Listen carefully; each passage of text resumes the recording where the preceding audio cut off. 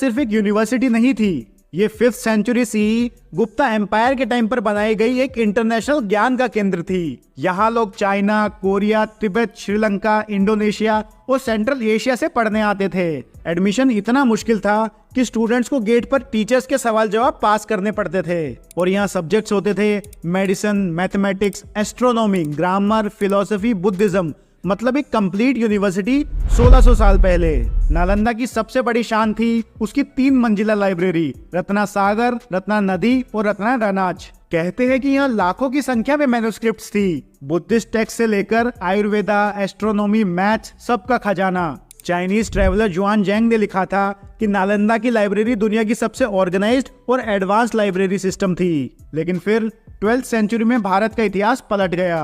1193 CE Turkic invader Bakhtiyar Khilji Bihar तक पहुंच चुका था। उसने नालंदा यूनिवर्सिटी को धर्म का केंद्र समझकर टारगेट किया और एक ही रात में यूनिवर्सिटी को जला दिया गया। इतिहासकार कहते हैं कि लाइब्रेरी में इतनी मैन्युस्क्रिप्ट्स थी कि आग 3 दिन तक नहीं बुझी और साथ ही कई विद्वानों को भी मार दिया गया। इस आग के साथ इंडिया की एक बड़ी ज्ञान की धरोहर जलकर खाक हो गई। आज के टाइम से अगर कंपेयर करें तो हार्वर्ड, ऑक्सफोर्ड और आईआईटी सबको एक साथ जोड़ दिया जाए, वो था नालंदा का लेवल।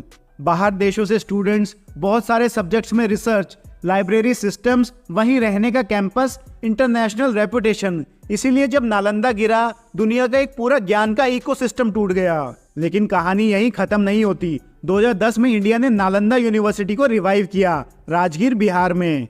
बहुत सारे देशों ने इस रिवाइवल को सपोर्ट किया, Japan, China, Singapore, Sri Lanka, Australia, New Zealand. नया नालंदा एक इंटरनेशनल यूनिवर्सिटी के रूप में आगे बढ़ रहा है। Peace studies, Buddhist philosophy, ecology, sustainable development, history, एक तरह से नालंदा का फिर से जन्म हो चुका है और इस बार ग्लोबल पार्टनरशिप के साथ। नालंदा की कहानी सिर्फ एक यूनिवर्सिटी की कहानी नहीं, ये हमारे ज्ञान, हमारे इतिहास और हमारी सिविलाइजेशन का सिंबल है। आज जब हम एजुकेशन और रिसर्च की बात करते हैं तो एक बात तो जरूर सोचना चाहिए कि एक टाइम पर भारत दुनिया का नॉलेज कैपिटल था और शायद नालंदा का नया वर्जन वापस वो गोल्डन एज लाने की एक छोटी सी कोशिश हो। दोस्तों, कमेंट करके बताओ आपके हिसाब से नालंदा का सबसे बड़ा लॉस क्या था, ज्ञान का या